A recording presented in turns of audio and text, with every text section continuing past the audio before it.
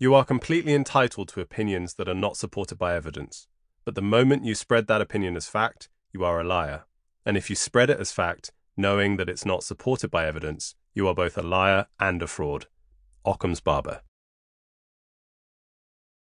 On the 16th of August 2020, Justin Bieber and I became friends. Okay, fine.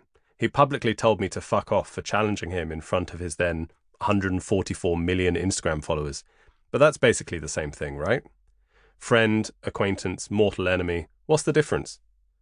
I'll explain how that all came about in a second, but first let me introduce myself. I'm an NHS junior doctor currently in the middle of a postgraduate master's degree in nutrition. I've grown increasingly frustrated over the last few years, seeing how some medical doctors have become bolder in believing that they understand nutritional science. Let's be clear right out of the gate. The scientific study of the relationship between diet and health is not the same discipline that we get taught in medical school. Otherwise, my current academic study would be a waste of money. Doctors are first and foremost biomedical scientists, meaning that we focus on learning how the human body functions in order to understand and treat disease. There's less overlap with nutrition than you might immediately think, and an ignorance of the fundamental differences between the two disciplines has resulted in a truly terrible slew of books being written and published by doctors way out of their lane. Of the top 100 best-selling books on nutrition in 2018, guess which profession made up the biggest percentage of authorship? You are 4 times more likely to pick up a nutrition book written by a doctor than you would by a dietitian or nutritionist. If this were the other way around and medical books were being overwhelmingly written by people without a medical degree, I can guarantee you that doctors would be up in arms. Not only that, but the nutritional advice found in these books varies widely and is often completely contradictory. Eat carbs, don't eat carbs. Eat fat, don't eat fat. Go vegan, or is it carnivore? They promise weight loss and disease cures. We've reached a point now where both traditional and social media are awash with so much nonsense that it's almost impossible for anyone to figure out what's actually true. Oh, and don't get me started on books that claim to explain why everything we've been told about food is wrong. Burn them all.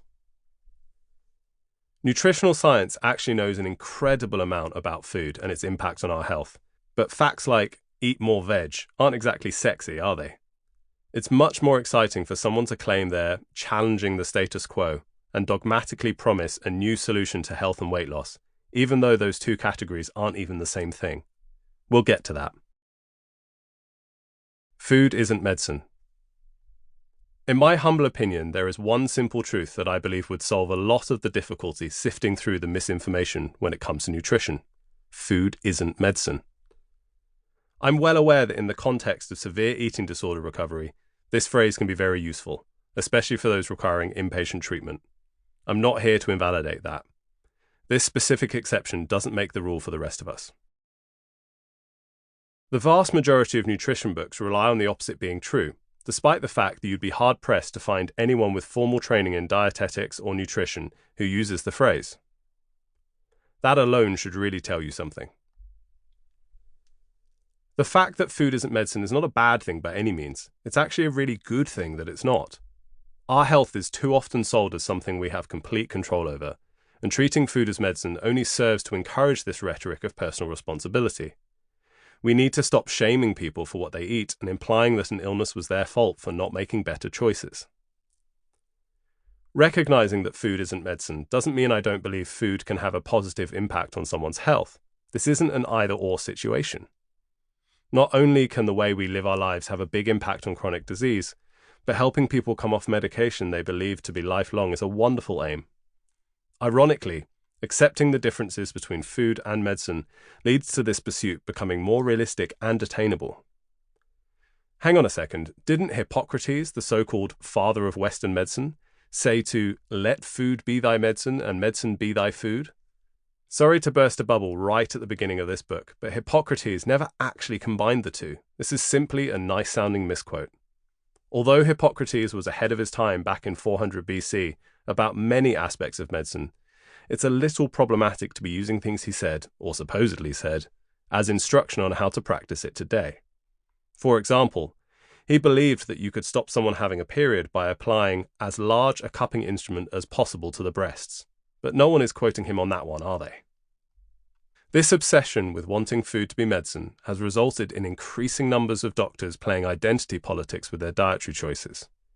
Their social media handles now include phrases like low carb or carnivore as a badge of honor. When diet infiltrates someone's identity, it can all too often lead to bias and closed-mindedness.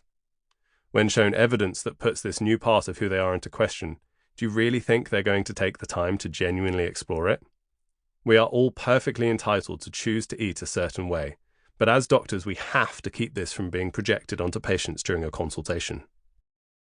To keep listening to this audiobook, I've left you a link in the description so you can do it, at no cost thanks to Audible's 30-day free trial.